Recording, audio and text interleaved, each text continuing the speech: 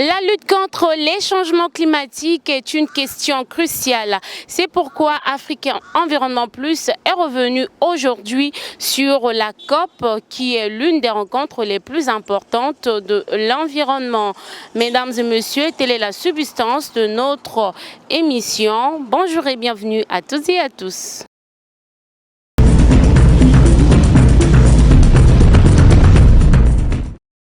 L'Afrique joue un rôle important dans la lutte contre le dérèglement climatique, ce notamment avec les forêts du bassin du Congo. Avec ces importantes forêts, l'Afrique tire-t-elle profit des éditions de la COP? Élément de réponse dans ce reportage.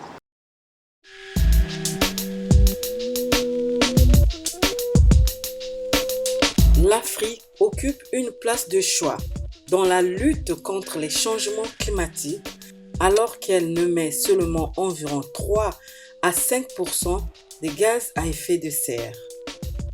Les forêts africaines, mieux des pays du bassin du Congo, rendent des services écologiques énormes au monde en faisant le travail de séquestration d'environ 30 milliards de carbone par an. Malheureusement, l'on ne parle pas assez des bénéfices que le vieux continent apporte au monde dans le domaine de lutte contre les changements climatiques. Vous remarquerez que l'Afrique, de façon globale, nous ne mobilisons que 2,9% des financements verts et bleus. Et pourtant, je venais de vous le dire, ce n'est pas nous qui causons les dégâts, mais nous sommes les plus impactés. Lorsque vous prenez, par exemple, mon pays, la République du Congo, le taux de déforestation chez nous, c'est 0,056%. Ça, ce sont même des chiffres qui sont repris par la FAO. Donc, vous voyez que ça pose un problème. Et nous sommes aujourd'hui parmi les 5 pays d'Afrique centrale, mon pays, la République du Congo, victimes des changements climatiques, mais les moins bien préparés.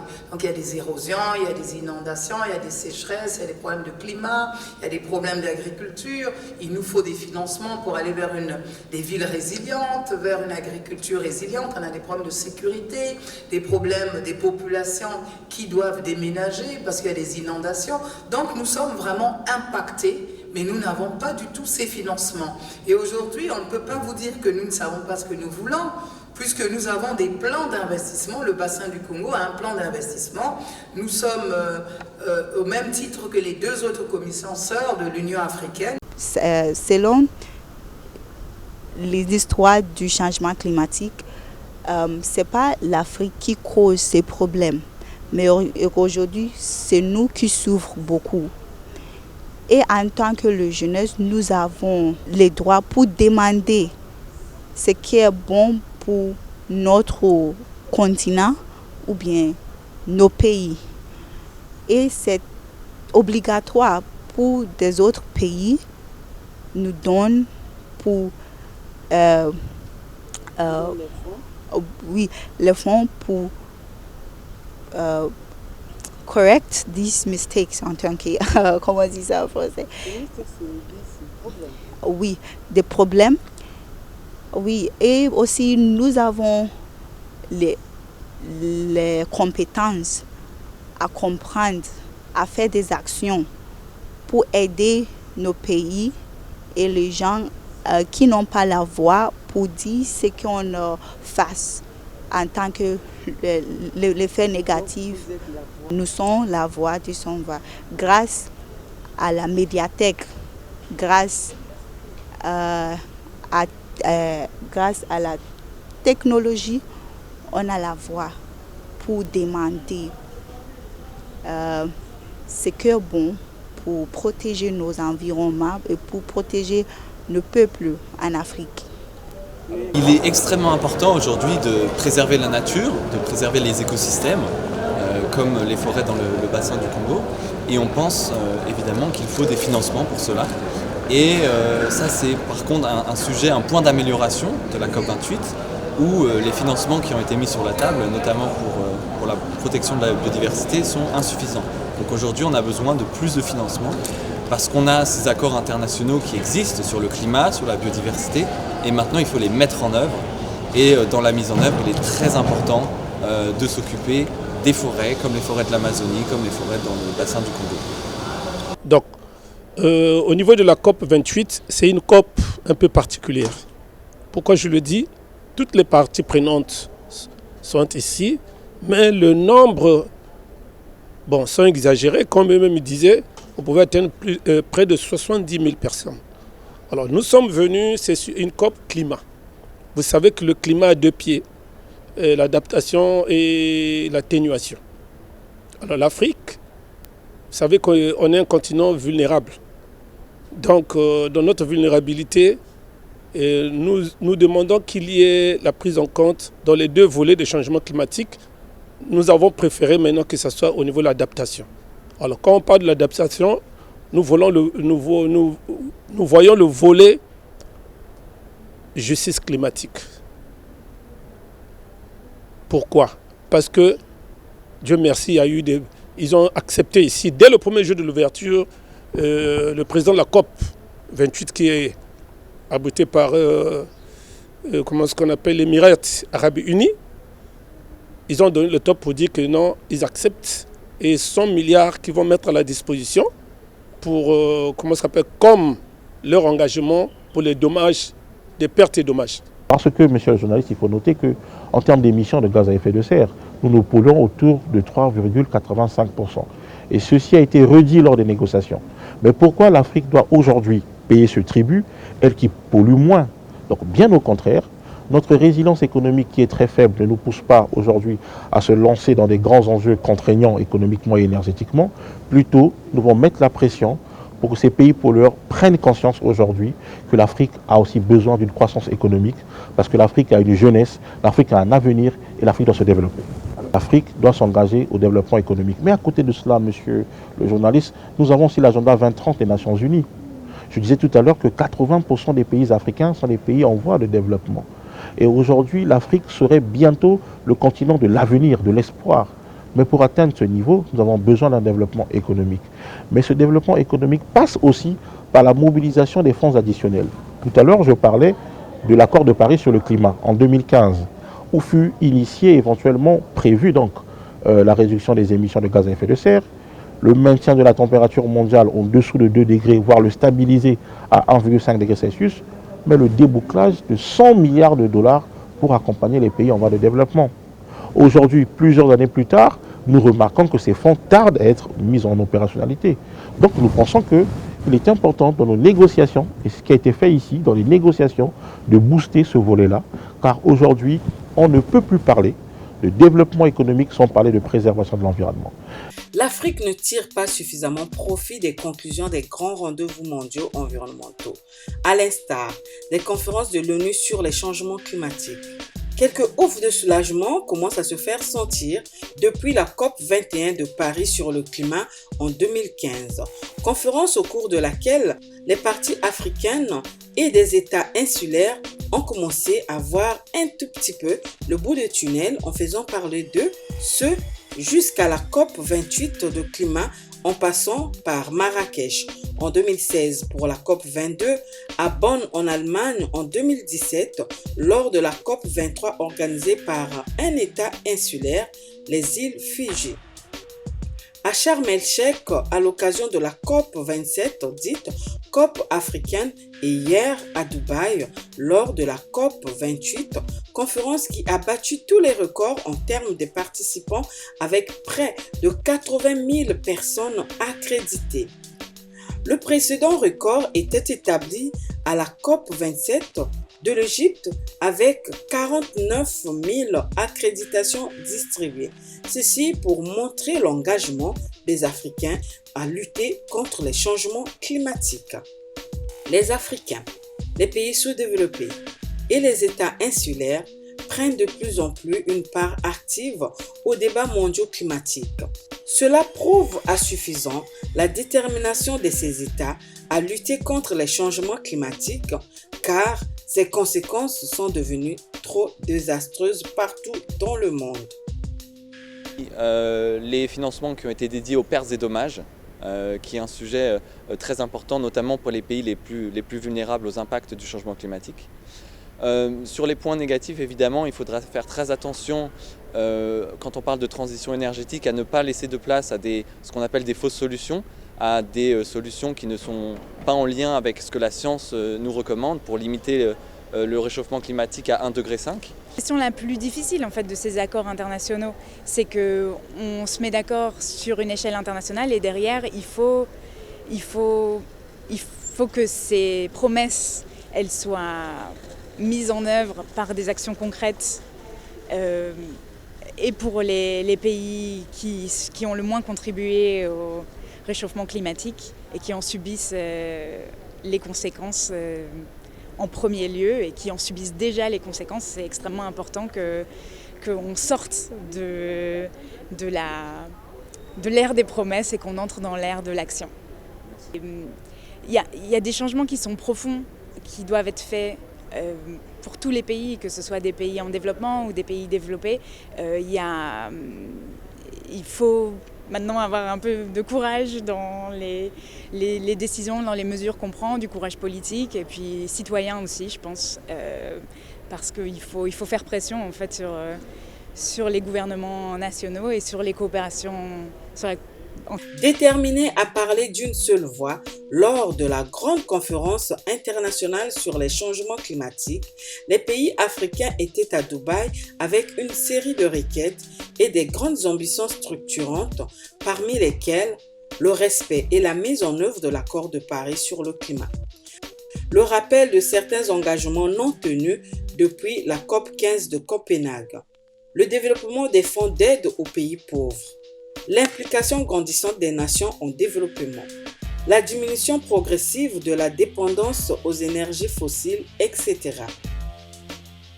La 28e conférence de l'ONU sur le climat qui avait pris fin le 13 décembre dernier a laissé derrière elle des avantages significatifs dans la lutte contre le dérèglement climatique, notamment sur la justice climatique, car dès le premier jour de cette rencontre climatique, un fonds mondial sur les pertes et préjudices liés au changement climatique a été adopté. Cela en vue d'apporter un soutien financier aux pays les plus vulnérables qui subissent de plein fouet les impacts du dérèglement climatique. Impact qui gangrène le monde. Il renforce les déplacements des populations. C'est ce qu'on appelle les migrations climatiques. Nous avons un problème, que vous le saviez, de fausses promesses, excusez-moi le terme, qu'on ne respecte pas. C'est pas bon, parce qu'il y a des décès. Le changement climatique, c'est une guerre. Il y a des réfugiés climatiques, il y a des déplacés climatiques. Et moi, j'ajouterais même ce que nous attendons, nous cherchons, à côté de la justice climatique, qu'il y ait la paix climatique. Pour que les communautés locales, les populations autochtones se sentent à l'aise. Alors, si je prends la casquette au niveau africain, oui, je descends au niveau du bassin du Congo, qui abrite le deuxième poumon mondial du puits de carbone. Nous avons la tourbière, ainsi de suite. L'Afrique réclame le développement économique. L'Afrique demande la réduction de la pauvreté. Voilà le message que nous avons. Et on est en train d'échanger. C'est comme ça que la presse, qui représente le quatrième pouvoir, vous devez relayer les informations jusqu'au tout dernier citoyen. Nous sommes dans l'agenda 2030 des Nations Unies. On dit ne laissez personne pour compte. Et en Afrique, nous avons notre agenda 2063, l'Afrique que nous voulons. Donc, dans les négociations ici, là, des échanges, vous savez que, comme on dit la COP, ici c'est tout un marché. Il y a le B2B, il y a le B2G, il y a le B2C. C'est pour trouver des solutions. Outre ces points qui s'inscrivaient dans le cadre de la promotion de la justice climatique, il faut noter aussi que la COP 28 avait également permis aux participants de prendre pour la toute première fois un engagement consistant et courageux à effectuer une transition en dehors des énergies fossiles. C'est la sortie du pétrole, du gaz et du charbon qui sont parmi les causes du dérèglement climatique au monde. Est-ce que cette décision n'est-elle pas utopique lorsque nous savons que plusieurs pays du monde dépendent du pétrole, à l'instar de Dubaï et la République du Congo, pour ne citer que ceux-ci? Que l'énergie est un socle fondamental pour le développement économique. Et les pays africains sont des pays qui, éventuellement, ont cette forme d'énergie qui est une énergie fossile. Or, pour corroborer ici le développement économique avec une transition énergétique de partir du fossile aux énergies renouvelables, ça demande un confort financier très important. Ça veut dire que la transition ne se fera pas subitement, elle va prendre tout un processus. Donc aujourd'hui, nous devons réfléchir à ce qu'on appellerait un mixte énergétique, c'est-à-dire 40% du renouvelable et 60% du fossile. Et avec le temps, avec le développement économique, nous inverserons donc la tendance pour avoir 60% du renouvelable et 40% du fossile. Parce qu'il faut noter un point.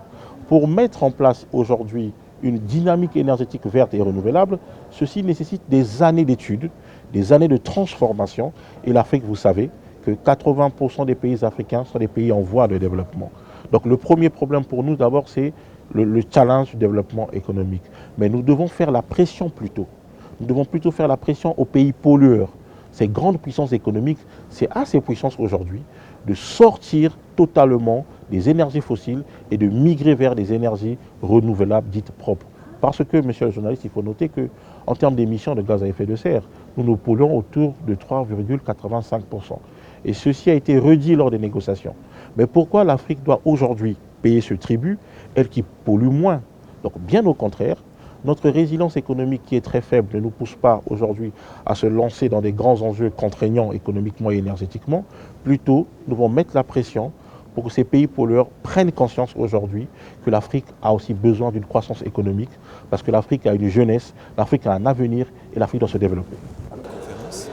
Et donc cette conférence, on pense aujourd'hui qu'elle envoie un signal très fort pour vraiment signaler la sortie des énergies fossiles.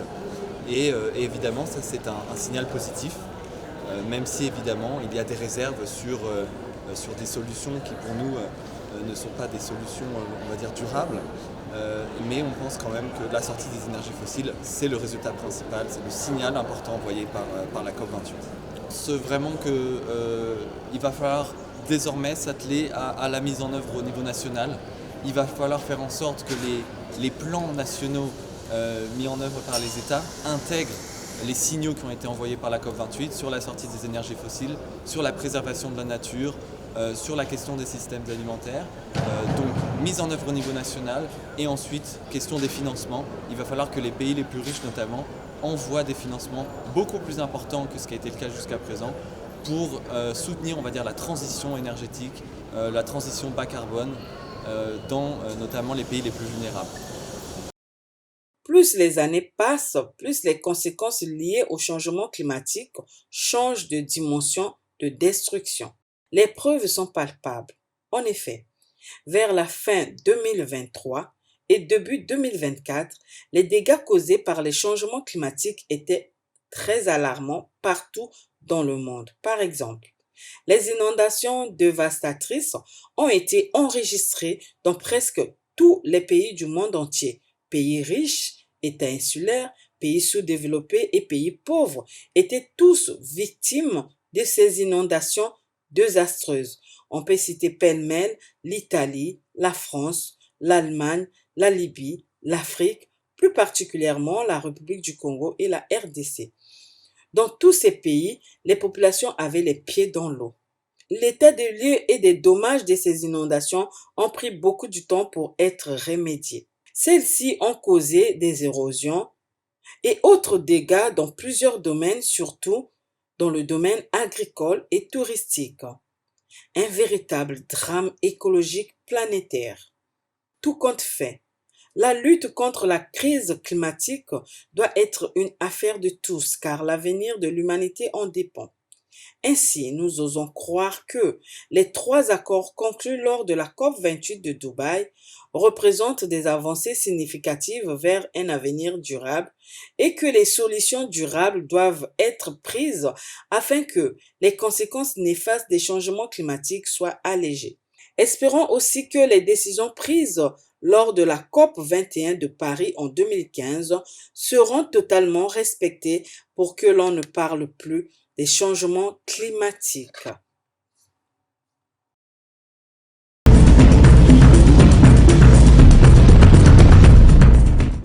Organisée pour la première fois en 1995, la COP est un cadre d'échange et de décision qui réunit entre autres des gouvernements, des institutions internationales ainsi que des ONG. Plusieurs questions sont abordées lors des éditions de cette rencontre, à l'instar de la sortie des énergies fossiles, de la justice climatique et de la protection des forêts. Lors de la COP 28 de Dubaï, plusieurs participants se sont exprimés sur ces questions. Nous vous proposons de les suivre.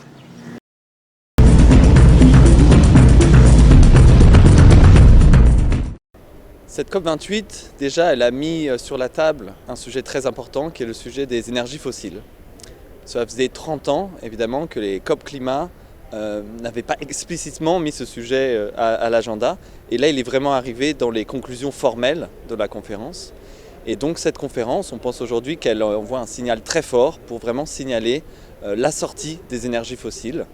Et évidemment, ça c'est un signal positif, même si évidemment il y a des réserves sur des solutions qui pour nous ne sont pas des solutions, on va dire, durables. Mais on pense quand même que la sortie des énergies fossiles, c'est le résultat principal, c'est le signal important envoyé par la COP28. Il y a un sujet qui me semble aussi très important, qui est la transformation des systèmes alimentaires. Et ça, c'est un sujet qui est arrivé à la COP. Et on a eu aussi des signaux positifs pour montrer que s'occuper de la nourriture, s'occuper des systèmes alimentaires, c'est quelque chose de très important parce que ça représente 1/3 de nos émissions de gaz à effet de serre. Et donc il faut transformer les systèmes alimentaires pour faire en sorte qu'on ait des systèmes plus résilients, qui soient meilleurs pour la planète et évidemment meilleurs pour nous, pour notre santé. Oui, je suis sûre. Moi, je pense que la recherche scientifique, c'est l'ultime levier face au changement climatique parce que là, vraiment, on a besoin de solutions innovantes. On a besoin de comprendre déjà c'est quoi les changements climatiques et qu'est-ce qui les cause. Et je pense que la recherche, c'est vraiment le moyen principal à travers lequel nous pouvons arriver à comprendre ces changements climatiques et par la suite proposer des solutions et des innovations. En tant qu'étudiante, la solution que je propose, c'est vraiment de toucher et sensibiliser les jeunes. Pour tout vous dire, dans cette génération, on a un taux de jeunes très élevé. C'est d'ailleurs la génération qui a le taux de jeunes le plus élevé depuis vraiment des décennies et des décennies. Et là, je pense que l'investissement qui donnera le plus d'impact sera d'investir dans le capital humain, dans ce capital humain justement, qui sont les jeunes. Et donc pour moi, la solution qui est vraiment très pertinente et ultime, c'est de sensibiliser les jeunes à la thématique du changement climatique. Et c'est ce que moi, en tant qu'étudiante et mes collègues dans ma promotion d'ailleurs, nous faisons à travers notre club dans notre faculté. Nous sensibilisons les jeunes et nous avons à peu près un campus qui compte 12 000 jeunes et nous les sensibilisons vraiment à travers des actions qui sont vraiment simples mais qui produisent vraiment un grand impact comme par exemple le tri des déchets, la plantation des arbres, l'aménagement des espaces verts et des trucs du genre. Et c'est comme ça qu'on produit un impact au sein des jeunes et qu'on intègre cette mentalité de penser écologiquement et d'une manière durable. Moi, je dirais aux jeunes qui me suivent actuellement que le changement climatique, c'est une réalité et c'est vraiment un grand danger dans notre planète et qu'il faut agir tous ensemble et finalement nous sommes les jeunes, cette génération c'est notre génération et il faut vivre pleinement et vivre écologiquement pour pouvoir permettre par la suite à nos enfants et à nos petits-enfants de vivre aussi génial qu'on le fait nous maintenant. Je suis doctorante chercheur à l'université Malek Sadi au Maroc. Je travaille sur tout ce qui est changement climatique, développement durable et environnement. Je travaille plus spécifiquement sur le nexus eau, énergie, sécurité alimentaire. Alors c'est ma première fois à la COP et ça sera pas la dernière fois. Cette occasion m'a permis de s'ouvrir sur de nouvelles perspectives de recherche, sur de nouvelles capacités que j'aimerais bien développer, m'a donné l'occasion de me rendre compte qu'il y a en fait plusieurs personnes qui sont intéressées aussi de mon projet, de mon sujet de recherche et tout. Et en fait, il m'a aussi donné l'occasion de rencontrer des jeunes de renom, des experts de renom, et en fait avec lesquels j'aimerais bien discuter, j'aimerais bien profiter de leurs connaissances et de leurs compétences. Ce panel a permis vraiment de m'ouvrir sur tout ce qui existe en Afrique aussi, car en fait là actuellement, quand je l'ai j'espère bien présenté, en fait je suis mentor des étudiants du master. En fait je les accompagne dans leur processus de recherche et de formation, et du coup en fait je suis complètement sûre et certaine qu'en fait le renforcement des capacités des jeunes en fait permettra de créer des nouveaux experts de demain, qui permettra en fait de trouver des solutions et de créer de nouvelles solutions pour l'adaptation, pour la résilience au changement climatique. Ça c'est sûr, en fait sans la recherche scientifique on ne peut pas y aller jusqu'au bout. Par rapport à cette journée de la CEAC, c'est d'abord de traduire un sentiment de gratitude à l'endroit du président de la commission de la CEAC, son Excellence Gilberto da Piedad Verissimo, qui pour une deuxième fois a permis à ce que cette journée puisse avoir lieu après la première expérience développée lors de la COP27 à Sharm el-Sheikh. Avec cette deuxième édition, nous voulons croire que la visibilité de la CEAC est accrue dans le cadre de la COP28. La connaissance aussi de la CEAC, au-delà de la visibilité, il y a aussi que cette CEAC puisse être mieux connue de tous les acteurs, mieux connue dans son positionnement par rapport à l'action climatique dans la sous-région, et encore bien connue ultérieurement par rapport à tous les programmes que les chefs d'État ont adoptés dans le cadre du système de l'économie verte, qui a fait l'objet en 2012 de segments ministériels à Brazzaville, 2013 adoption à Kinshasa, avant maintenant en 2015 d'être adopté par les chefs d'État lors d'un sommet des chefs d'État de la CEAC à N'Djamena. C'est autour de ces programmes que l'action de la CEAC sur le nivellement ou alors la contribution, le pilotage de la coordination telle que les États contribuent à mettre en œuvre leur contribution déterminée au niveau national s'articule. Qu'est-ce que ces programmes ont comme contenu?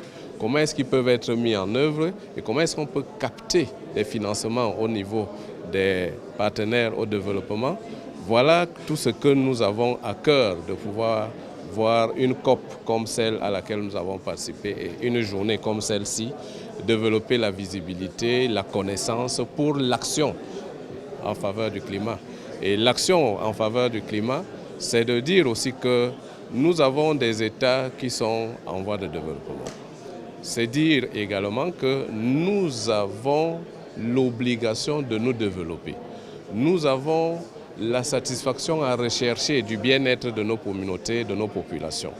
Alors, agir en faveur du climat devrait nous amener à mettre en œuvre des stratégies de travail pour que les économies de nos États puissent être émergentes en gardant des niveaux de trajectoire sobres en émissions de gaz à effet de serre.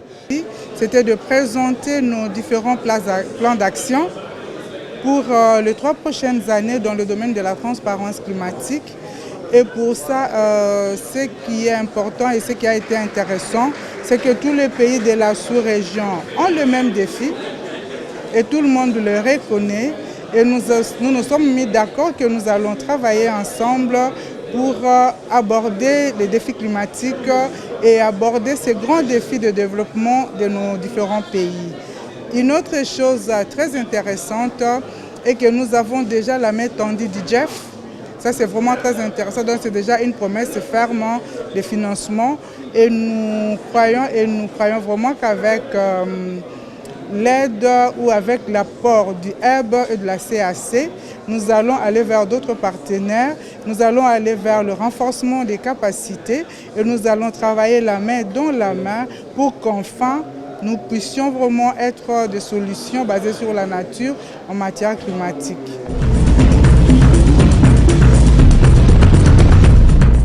Mesdames et messieurs, nous sommes arrivés au terme de ce numéro d'Afrique Environnement Plus consacré aux éditions de la COP. Merci d'avoir été des nôtres. On se retrouve prochainement. Surtout, portez-vous bien.